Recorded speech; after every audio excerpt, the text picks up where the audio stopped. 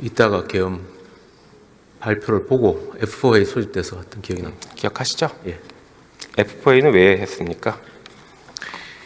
비상계엄 이후에 발표 이후에 시장 상황이 굉장히 외환시장은 열려 있었는데 굉장히 불안했고 그런 부분들에 대해서 어떤 조치를 해야 될지 어떤 메시지를 내야 될지 이런 부분들에 대해서 논의하기 위한 것이었습니다. 비상계엄은 어떻게 알게 되셨어요? 집에서 TV 보면서 살았습니다. 사전에 통지받지 못했고요. 이날 회의는 누구로부터 연락받았습니까? 저는 기재부 실무자 통해서 제일 먼저 연락을 받았고 그 직후에 아마 제 비서실에서 다시 통보받았습니다. 회의의 결론은 뭐였습니까? 회의의 결론은 그 시장 안정을 위해서 가능한 모든 조치를 하겠다라는 메시지를 냈고 그리고 구체적인 부분들은 그 다음날 아침 7시에 다시 모여서 논의하자 이런 내용이었습니다. 그게 비상계엄 상황을 도와주는 일이라고 생각했습니까? 그때는 비상계엄을 도와준다는 측면보다도 저희들이 금융시장 안정을 책임지고 있는 기관들이기 때문에 시장 안정을 위해서 어떻게 할 거냐 하는 부분에 대한 고민이 담겨 있습니다. 논의할 때는 계엄 해제가 될 것이라고 생각했습니까? 못했습니까? 그 당시에는 시간이 해제 의결이 되기 직전이었기 때문에 그 해제가 될 거라는 전제하에 논의하지는 않았던 것 같습니다. 국방부 장관은 비상계엄 선포 이후 시민들이 국회로 와서 질서를 유지하기 위해서 계엄군을 보냈다고 했습니다.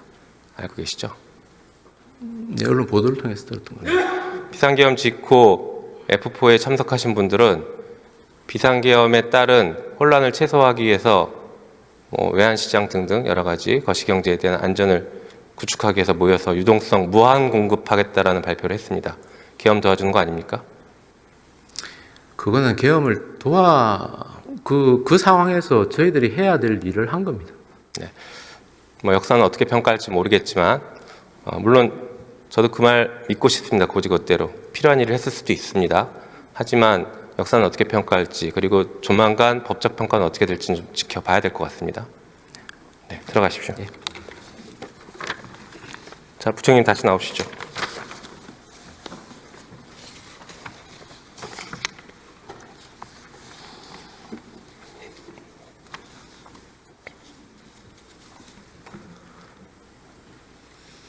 일단 대통령 공소장 한번 보실까요?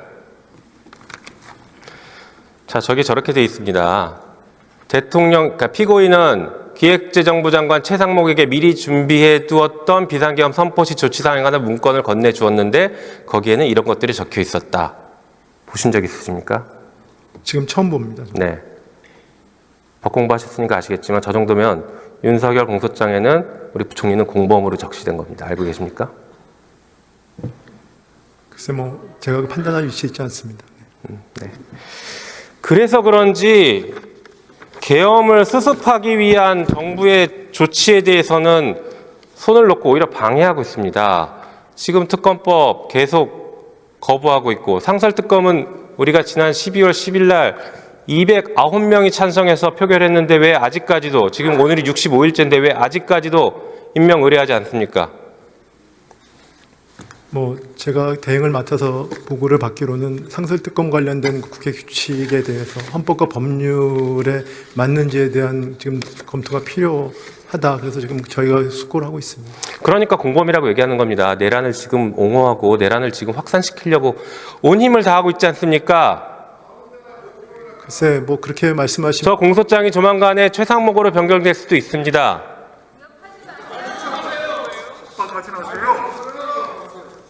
겁은 먹습니까?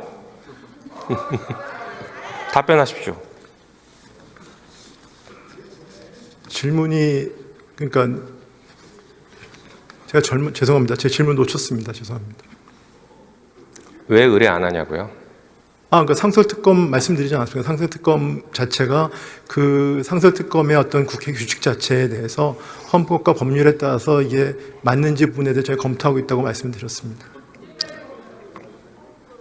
시간이 없습니다. 마지막 PPT 한번 보시죠. 헌법재판소법에 따르면 헌법재판소가 권한쟁의 심판에 대해서 결정을 하면 반드시 따라야 하도록 되어 있습니다. 모든 국가기관 기속력이 있고 부작위에 대해서는 자기 의무가 있습니다. 보셔서 보십시오. 따르겠습니다. 일단은 지금 결정 전이기 때문에 예단에서 말씀드릴 수는 없고요. 아까 여러 번 말씀드렸지만 헌법재판소의 결정은 존중합니다만 아직 결정이 안 됐기 때문에 예단에서 말씀드릴 수가 없다고 여러 차례 말씀을 이게 드렸었습니다. 바로 내란을 증폭시키는 행동입니다. 결정하면 따라야죠. 윤석열 대통령이 파면 결정이 나면 따라야 됩니까? 따르지 않아야 됩니까?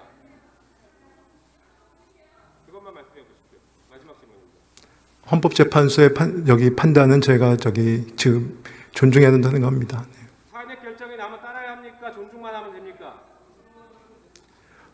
그 부분은 제가 법률로는 그 자체로 효력이 발생하는 부정합니까? 그대 따라야죠. 제 말씀을 막고 계시지 않습니까? 지금 얘기를 하려고 하는데 그 부분에 대해서는 법률적으로 그대로 효과가 있는 걸로 알고 있습니다. 네. 따라야 한다는 것으로 이해하겠습니다.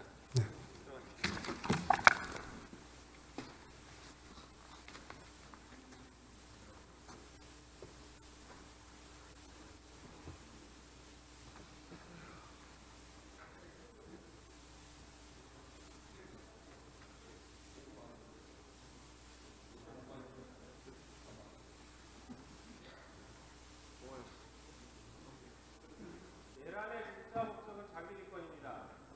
국회 입법 폭군이 탄핵이니 예산이니 다 새빨간 거짓말입니다. 윤석열은 장기 집권을 위해서 내란을 저지른 것입니다. 이것은 어떠한 일이 있어도 바뀌지 않는다는 것을 분명하게 말씀드리겠습니다. 경청해 주셔서 감사합니다.